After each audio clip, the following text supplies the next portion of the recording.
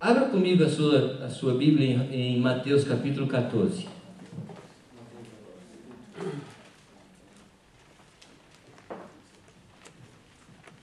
Quero comentar um pouco sobre o mal do nosso tempo, que é o estresse.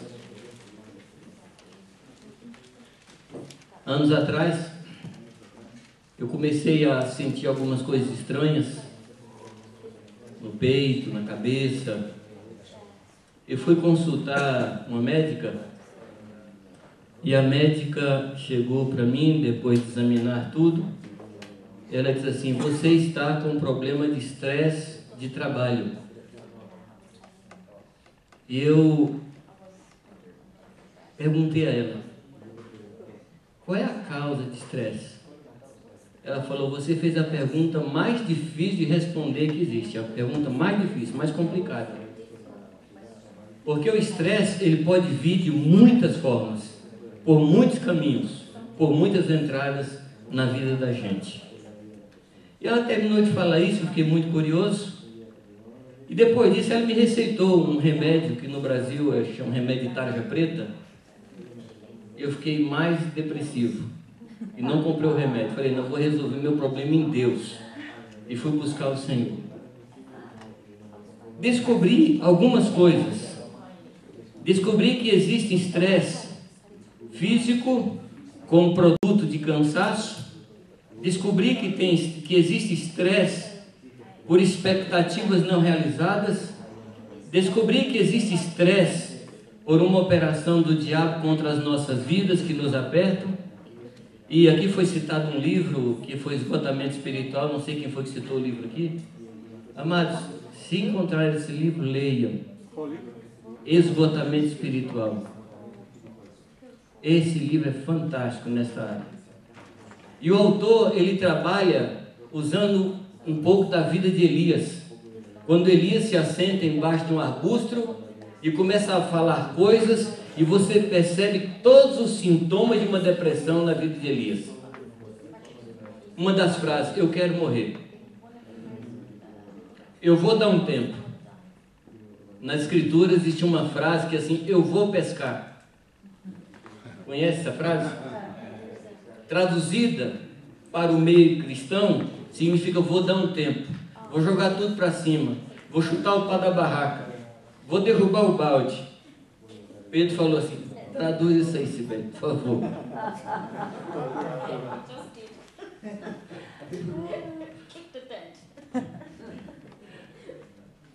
Vou pescar. Quando você está cansado de tudo, estressado, expectativa não realizada, sonhos não cumpridos, eu vou pescar. Eu vou pescar. E nessa situação não se pesca nada. Sim ou não? Não se pesca nada. Porque você não está buscando peixe, você está buscando isolamento. Você não está buscando uma atividade, você está fugindo de atividades. O estresse é o mal do nosso século. Mateus 14 é um capítulo que eu chamo o capítulo do estresse. O que é o estresse? O estresse é quando um tecido ele é posto embaixo de um esforço até o ponto de, qual é a palavra aí em português? Esgarçar. Hã? Esgarçar. Sem rasgar.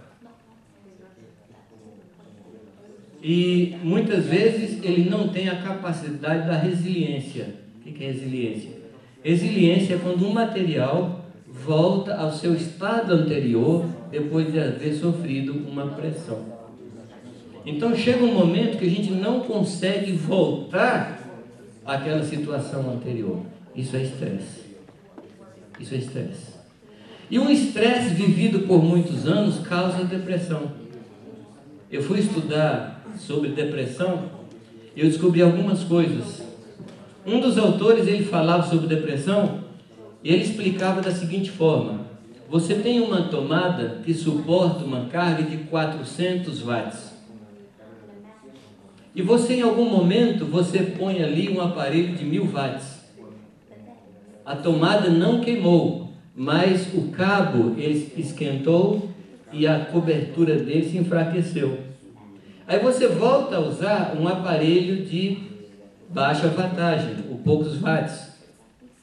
Mas um outro momento você coloca um outro aparelho de 1.000, 1.200 watts. Ela foi se estragando com o tempo. Um dia você coloca ali um pequeno ventilador e a tomada estoura. Você fala, foi o ventilador. Não foi o ventilador. Precisaríamos analisar os últimos 2 ou 3 anos de uma pessoa para descobrir as causas de um estresse. Para descobrir onde é que está a causa da depressão. O pessoal que trabalha nessa área estabeleceu uma tabela. Perda de emprego, 60 pontos. Perda de um ente familiar, 80 pontos. Morte do cônjuge, 90 pontos. Divórcio, 100 pontos. Tem tabela. Sociedade de Psiquiatria e Psicologia no Brasil tem essa tabela. Então precisaríamos analisar alguns anos da vida da pessoa para descobrir qual é a causa. Então o estresse não foi algo que aconteceu ontem, mas foi acúmulo de coisas. E esse texto aqui tem um acúmulo, existe aqui nesse texto fontes de estresse. Vamos ler o texto. Capítulo 14. Do versículo 1 até o versículo 12, aqui o Senhor, o escritor Mateus, ele traz para nós a história da morte de João Batista. Quem era João Batista em relação a Jesus? Era um primo de Jesus, era amigo de Jesus, e mais do que isso, foi o maior homem que nasceu de mulher na face da terra, segundo o testemunho de Jesus Cristo. Amém? Amém. Se nós conseguíssemos visualizar um grande funil, onde estivessem acima do funil todos os profetas, toda a lei, tudo isso canalizaria, chegaria em João, e João apontaria para Jesus Cristo. João foi o único homem na história da humanidade que viu em um momento só o Pai, o Filho e o Espírito Santo. João Batista não era um homem comum, não era. E nesse momento chega para Jesus a notícia de que João Batista havia sido morto. Jesus sabia onde resolver as questões de estresse. Onde foi que Jesus resolveu, amados? Olha o que diz o texto, versículo 13. E ouvindo isto, retirou-se dali no barco para um lugar deserto, apartado. Nós só conseguiremos resolver o nosso estresse diante de Deus. Fugir das atividades, fugir dos compromissos e chegar em Deus. Ele é a nossa fonte de tranquilidade. Ele é o nosso refúgio. Ele é o nosso socorro bem presente no dia da angústia. Amém? Ele é a nossa paz. Não é que Ele nos dá paz, Ele é a nossa paz. Ele é o nosso lugar secreto. Ele é o lugar onde nós entramos e onde o estresse vai. E onde o estresse acaba. Amém, queridos? Jesus sabia. Jesus sabia. E Ele nos deu a indicação de como fugir do estresse. A nossa vida, pelo menos a vida de pastores, é uma vida cheia de atividades. Muito. Eu comparo vida de pastor com vida de dona de casa. A dona de casa, se ela ficar acordada 48 horas por dia, ela vai ter serviço a ser feito. 48 horas por dia, não estou falando nem 24. Pastor assim também. Tem um irmão para visitar, tem alguma coisa para resolver, tem uma agenda para fazer. Pastor sempre vai ter alguma coisa para ser feita. E infelizmente, a maior parte de nós corremos atrás do que é urgente e esquecemos daquilo que é importante. Thomas Wilkins, um precioso irmão nosso ali do Brasil, ele diz que nós temos que fazer 2 montes. Um monte das coisas importantes e um monte das coisas urgentes e fugir das urgentes. Ficar só nas importantes. Porque as coisas urgentes trabalham conosco com uma tirania terrível. Eu sei que devia buscar a Deus, mas eu tenho que visitar alguém. Eu sei que deveria buscar o Senhor, mas eu tenho que fazer isso. Como disse o Dag ontem, nós não temos que fazer. Nós não temos que fazer. Mais despacito. Perdona-me. O problema, queridos, é que muitas vezes nós não discernimos as coisas que nós realmente temos que fazer. Eu estava lendo o texto de Jesus na casa de Marta e Maria. Esse texto sempre me impressiona, sempre, sempre. Quando Jesus disse para Maria: Maria, você está ocupada, angustiada, afanada, com muitas diaconias. É o texto ali no grego, muitas diaconias. E diz assim: poucas coisas importam e uma só basta. Uma só. Uma só. É aí que nós precisamos, queridos. Há um livro maravilhoso também, já que é para citar livro, citaria um outro livro que em português se chama A Sombra da Planta Imprevisível. É o nome do livro. Eugene Peterson. A Sombra da Planta Imprevisível. É o nome do livro. Esse livro ele trata da história de Jonas. A planta imprevisível é aquela planta sobre a qual Jonas foi deitar depois de ficar bravo com Deus. Foi deitar embaixo daquela planta. Era uma planta imprevisível.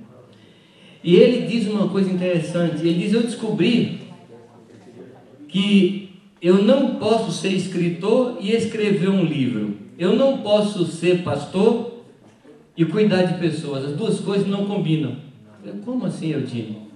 Ele diz o seguinte: os livros que eu escrevo porque eu estou diante de Deus, e Deus me fala coisas, e eu anoto, e eventualmente alguém lê. Eu não sou pastor por causa das pessoas. Eu estou diante de Deus, e Deus me pastoreia, e eventualmente eu transmito para outros o que Deus faz comigo. Você entendeu? Então o foco dele não era as pessoas, o foco dele era o Senhor. Amém. Alguém disse que Jesus, ele veio ao mundo de costas. Está complicado traduzir essas coisas, né? Jesus veio ao mundo de costas, de espaldas, mirando hacia seu Padre. Assim ele veio ao mundo. Todo o tempo a preocupação de Jesus era olhar para o rosto do Pai, olhar para a boca do Pai, ver o que o Pai estava fazendo. Jesus veio a esse mundo porque o Pai amou ao mundo e enviou Jesus. E Jesus veio a esse mundo por amor ao Pai. O tempo todo ele ficava olhando para o Pai. Quando Jesus pergunta a Pedro se Pedro o amava, Pedro diz que amava, ele diz: pastoreia o meu rebanho. A base do meu pastoreamento não é o meu amor às ovelhas. A base do meu pastoreamento é o meu amor a Deus. Porque o meu amor às ovelhas, ele como diz? Ele é oscilante. Eu amo hoje uma pessoa porque ela me fez ela fez diferença naquele dia para mim, então eu amo. Mas no dia que ela falha comigo, eu não amo tanto. Principalmente segunda-feira pela manhã.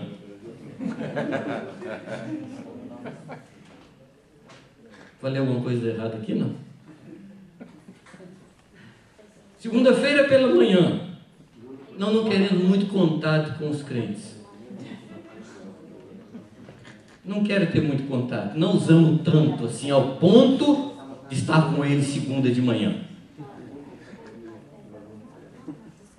O nosso amor não serve de base para o nosso ministério. A base do nosso ministério é o que nós temos em relação a Deus. Agora é claro, amados, que nós amamos aquilo que Deus ama. Da mesma forma que odiamos aquilo que Deus odeia. Voltando ao texto, Jesus sabia onde descarregar o seu estresse. Ele sabia. Ele vai para Deus.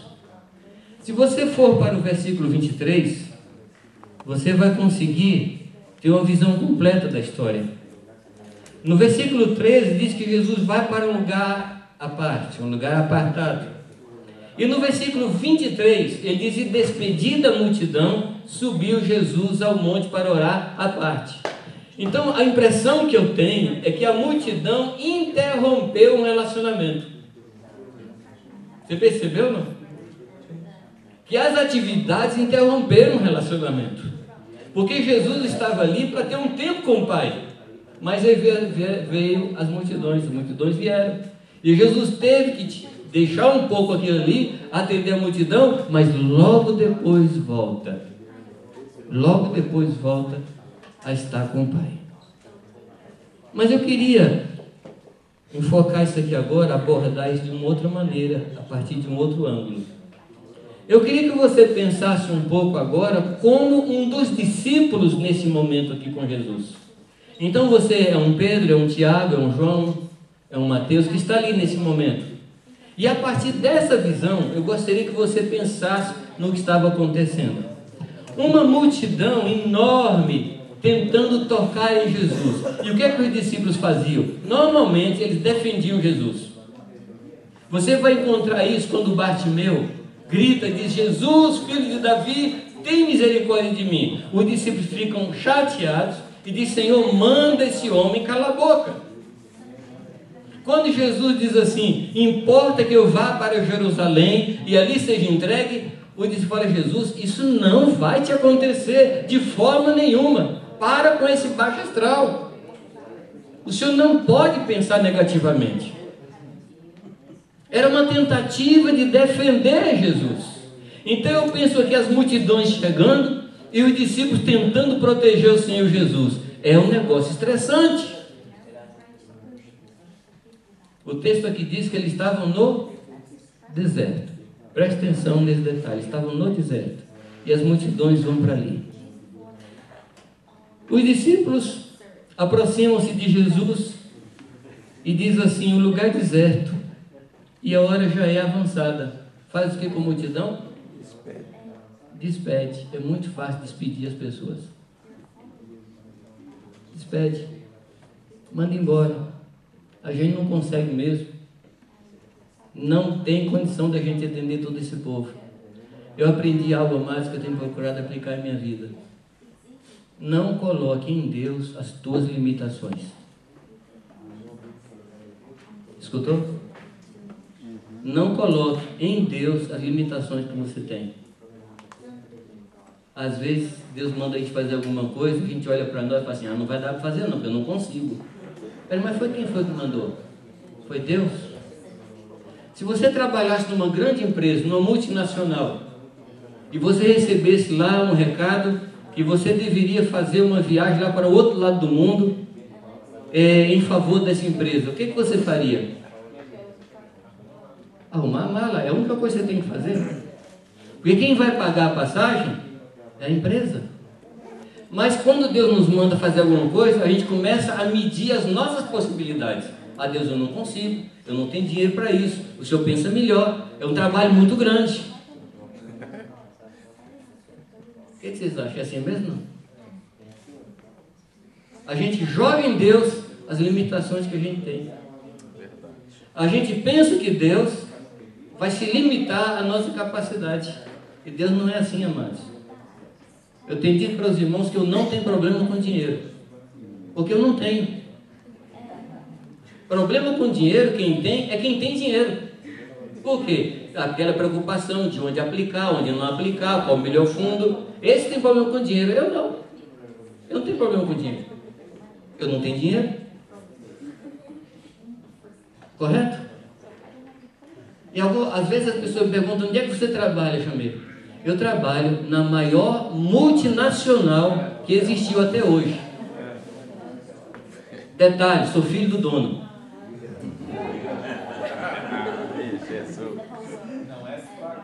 Claro.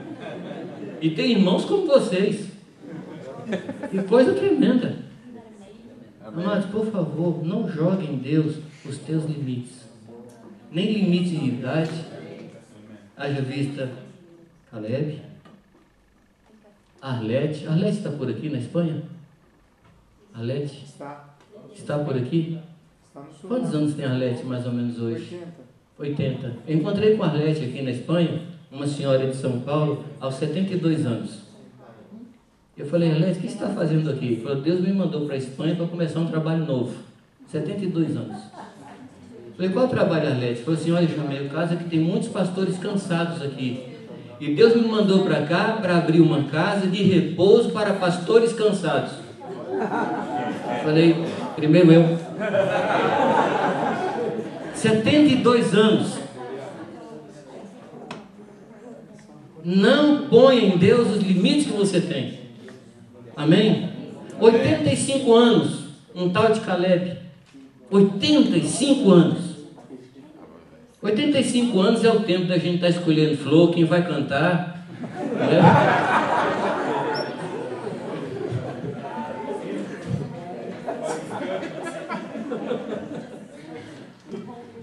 Caleb estava projetando uma nova vida.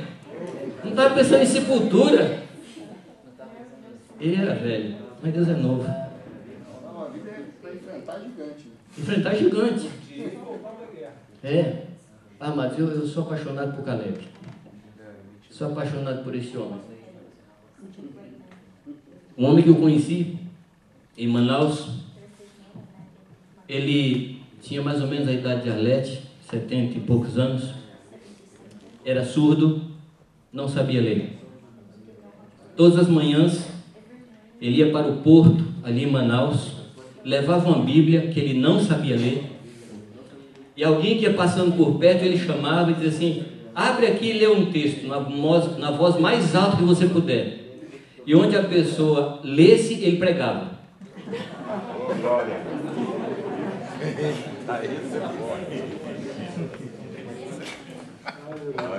E num rio, que é um afluente, de um afluente do Amazonas, que a gente demorava em torno de 26, 27 horas para chegar ali, de barco a motor.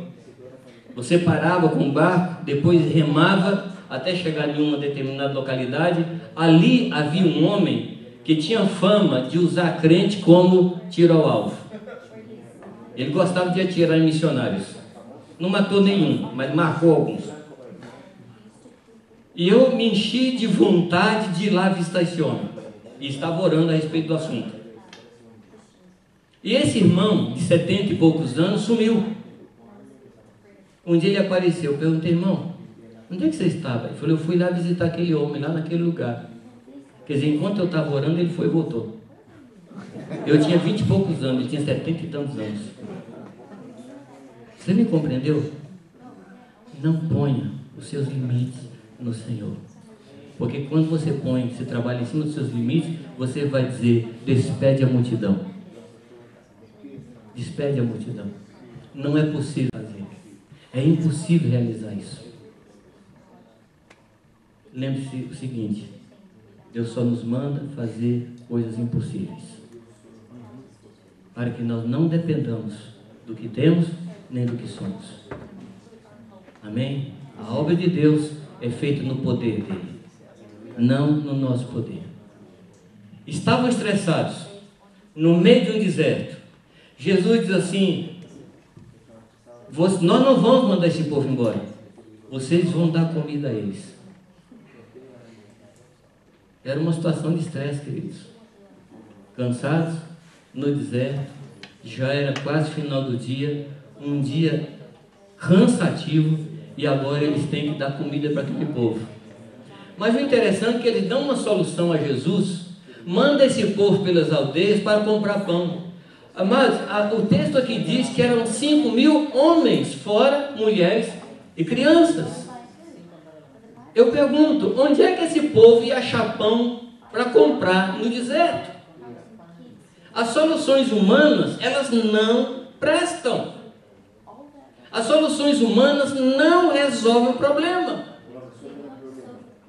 Sim ou não? Não resolvem. Era uma situação complicada. Não havia grandes padarias. Não havia supermercados.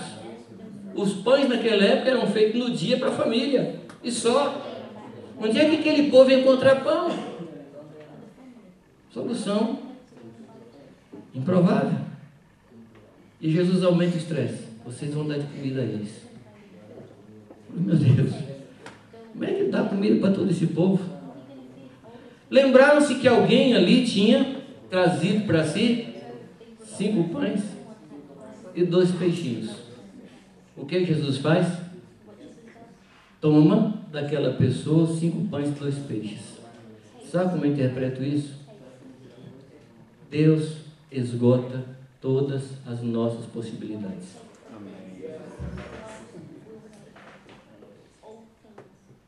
Não peça um milagre enquanto você tem algum recurso. Não peça um milagre enquanto você tem alguma saída. Os milagres só acontecem quando você não tem qualquer recurso mais para ser usado. Amém? Enquanto você tiver um recurso, não está na hora do milagre. E Jesus toma aqueles pães e aqueles peixes. Eu quero dizer para vocês que Jesus não precisava de uma base para poder atuar. Alguns podem dizer, não, ele precisava do pão para multiplicar. Espera aí, o que Jesus multiplicou no deserto quando mandou as codornas?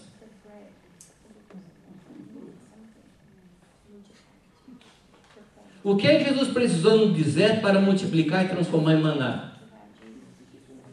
Estão me compreendendo? Estão compreendendo a pergunta? Jesus não precisa de nenhum recurso meu.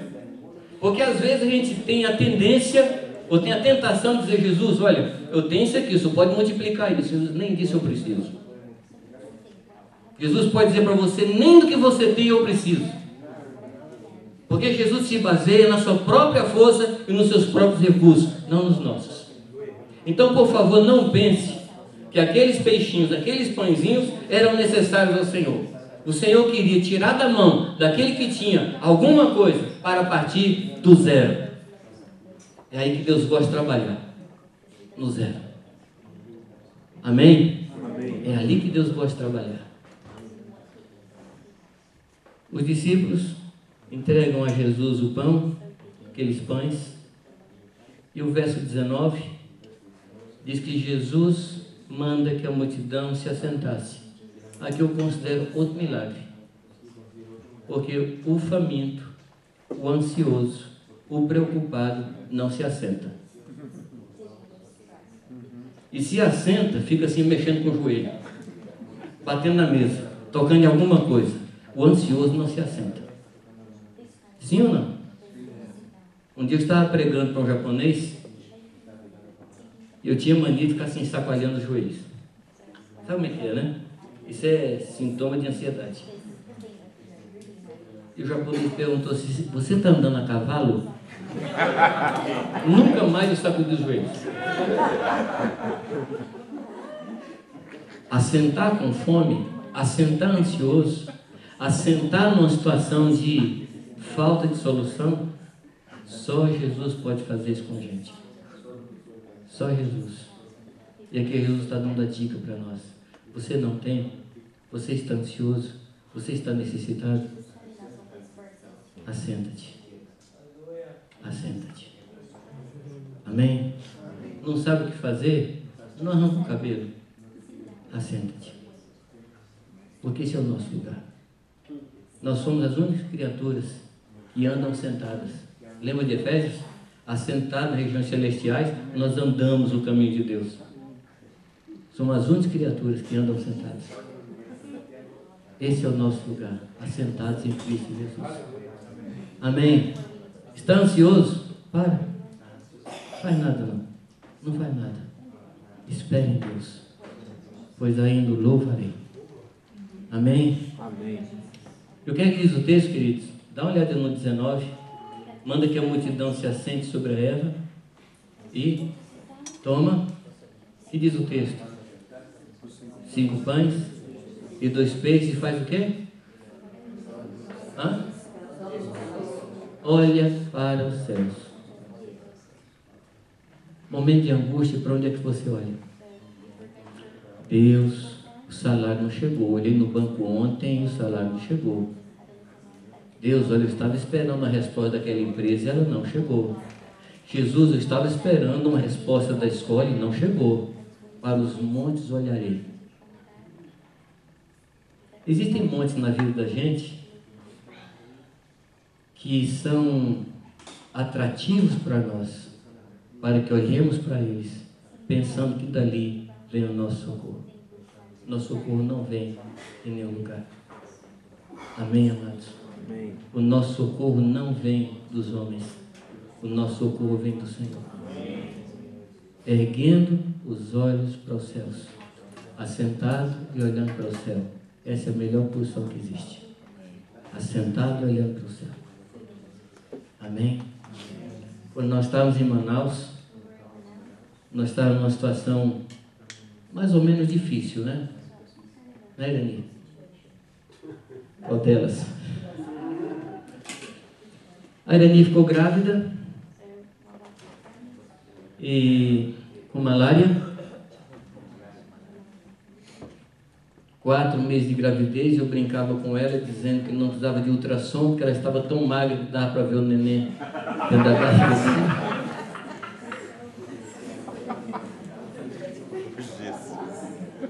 Sem comida.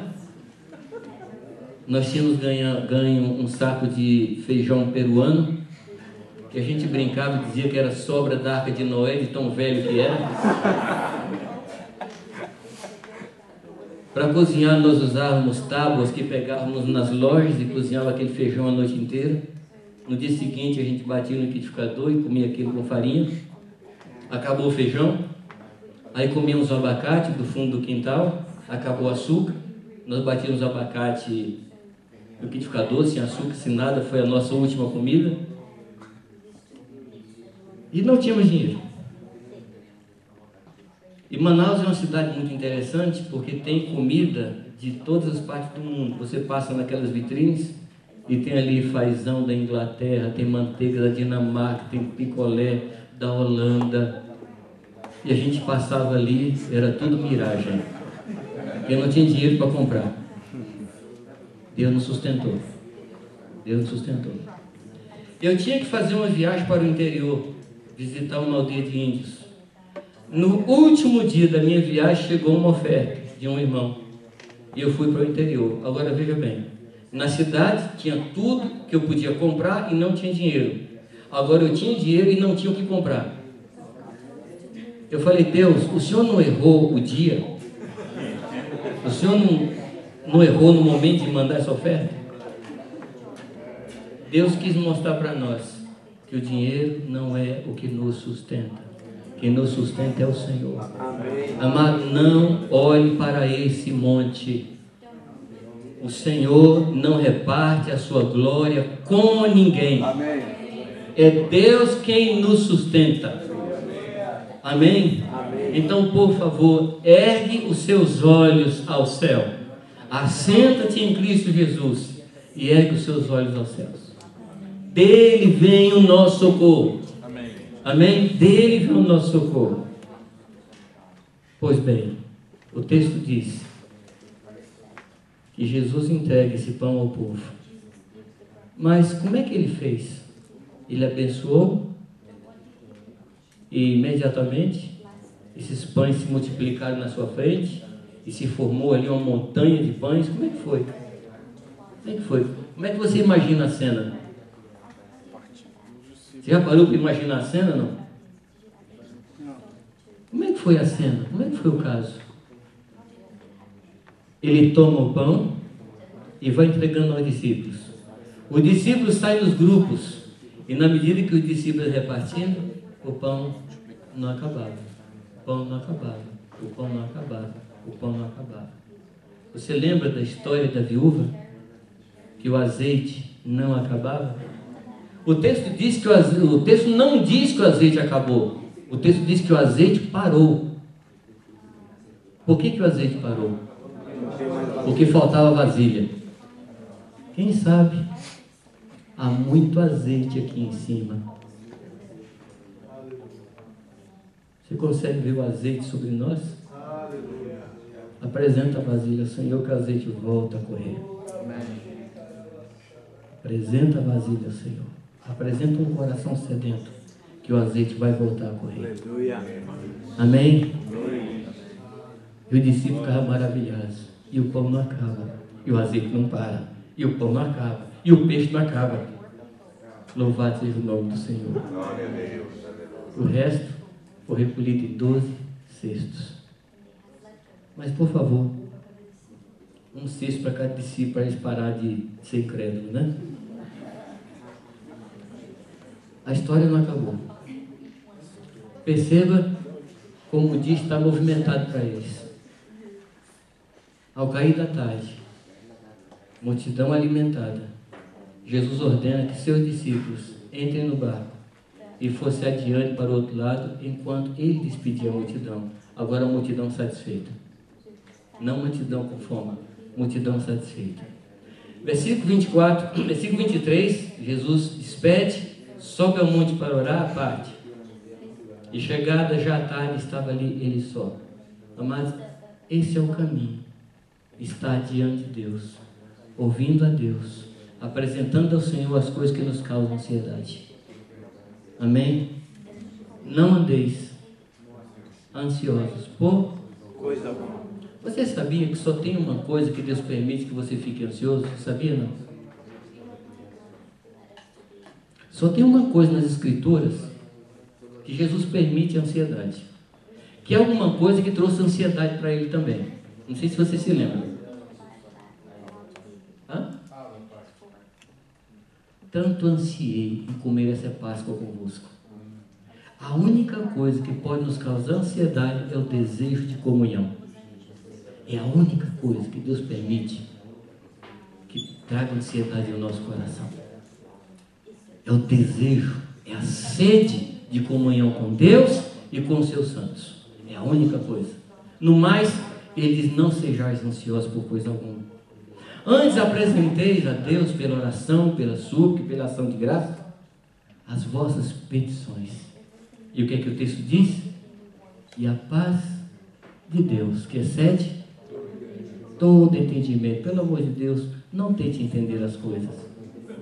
Meu pai na fé dizia assim: Jamê, tem misericórdia da sua cabeça. Tem misericórdia da sua cabeça. Ela não vai entender. A coisa funciona muito acima daquilo que você pode entender. E eu reparto com vocês esse conselho do meu pai na fé. Tem misericórdia da sua cabeça. Você não vai conseguir compreender as coisas de Deus com a sua mente. Jesus estava só diante do Pai. Versículo 24. E o barco estava já no meio do mar, açoitado pelas ondas, porque o vento era contrário. Você já sentiu isso na sua vida? Vento contrário? Ora, desde amanhã, notícia da morte de João, protegendo Jesus da multidão, repartindo o pão com mais de 5.000 pessoas. Amado, é um negócio que cansa, sim ou não? Sim ou não? E ele já estava assim quase no fim das forças. E Jesus manda eles tomar um barco com vento contrário. Que dia estressante. Que dia terrível esse dos discípulos. E eles remavam, e o vento contra, e remavam, e o vento contra. E o texto diz que na 4ª vigília da noite, ou seja, entre 3 da manhã e 6. Quem serviu o exército sabe que esse é o pior horário para prestar guarda. Porque o dia nunca amanhece, parece que o dia nunca vai chegar. E frio, terrível, é o pior horário das vigílias. Eu fico me perguntando: Deus, por que isso não apareceu na primeira vigília? Eu repito: enquanto não se esgotarem todos os nossos recursos, o Senhor não aparecerá com resposta. Jesus quis que os discípulos se esgotassem. Ele permitiu isso, amados, porque os discípulos iam ser encarregados de uma obra tremenda, que era fazer discípulos de todas as nações, que é uma obra que necessita que confiemos 100% em Deus. Isso aqui era um treinamento para o ministério.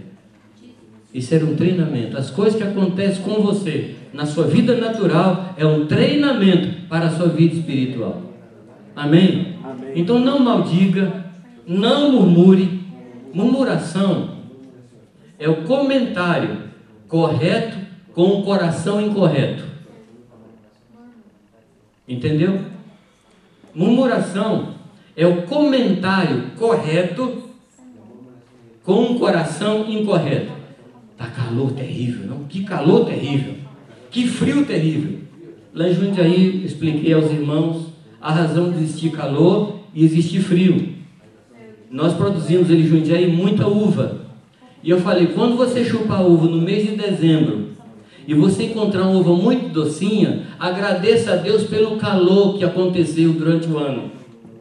E se você chupar uma uva bem saudável, agradeça a Deus pelo frio, que foi o frio que matou as bactérias. Fique sabendo que Deus é soberano, que Deus não perdeu o controle das estações, nem dos tempos, nem dos dias, nem dos anos. Saiba disso. E o que acontece é que quando a gente passa muito estresse e não olha para o alto, a gente começa a ver fantasma. É ou não? Você começa a ver coisa que não existe e não vê coisa que existe. A gente deixa de reconhecer a Deus em todos os nossos caminhos. A gente deixa de ver a mão de Deus conosco.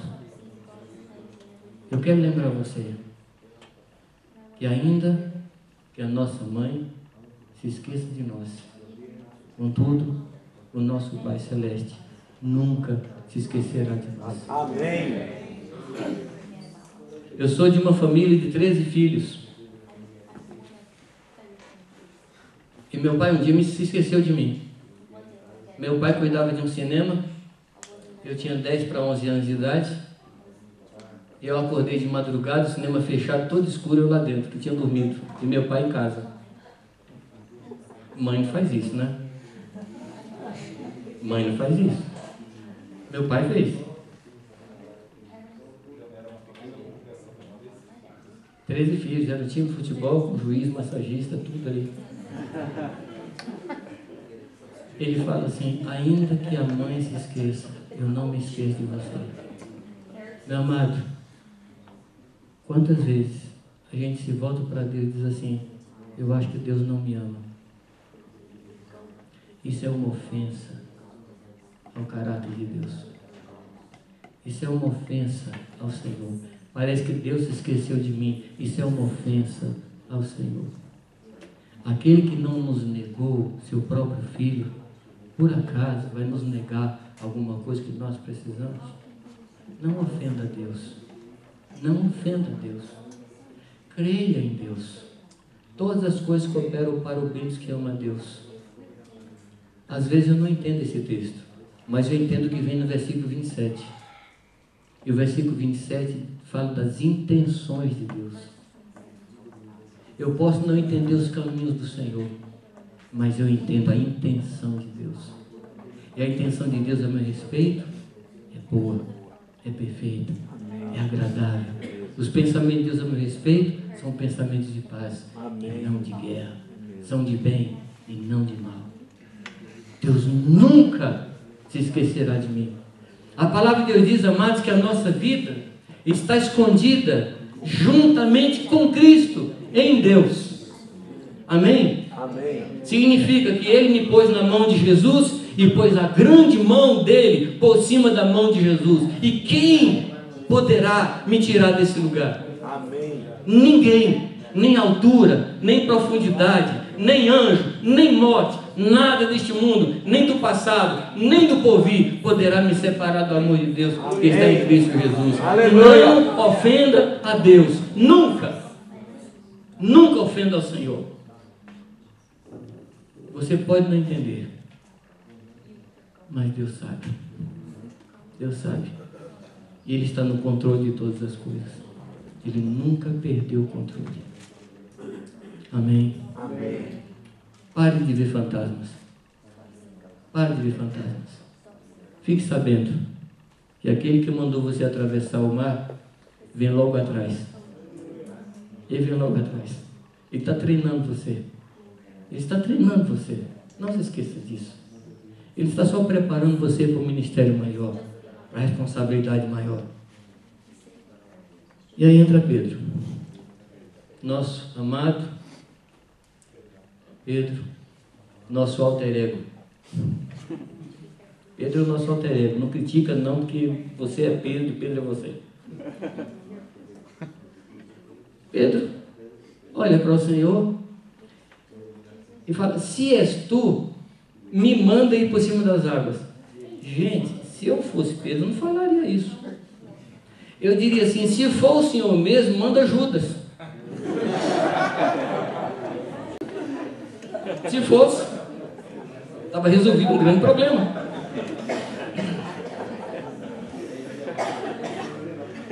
Mas, amado, Pedro se expõe.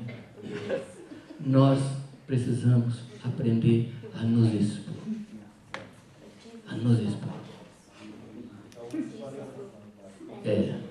Aquele pessoal que dizia que não cria e não falava que não cria. Tomé, para mim, foi o único sincero da turma. E o interessante é que Pedro sai do barco. Talvez hoje Jesus esteja chamando a gente para sair do barco. Eu não sei qual é o seu barco, mas Jesus está chamando você para fora do arraial para encontrar com Ele. Sair do barco, da segurança, e andar sobre as águas sem nenhuma segurança, só no Senhor. Pode ser que você comece a afundar, mas quando você olha para Ele, Ele pega você e diz: não tema, eu sou com você, eu sou com você.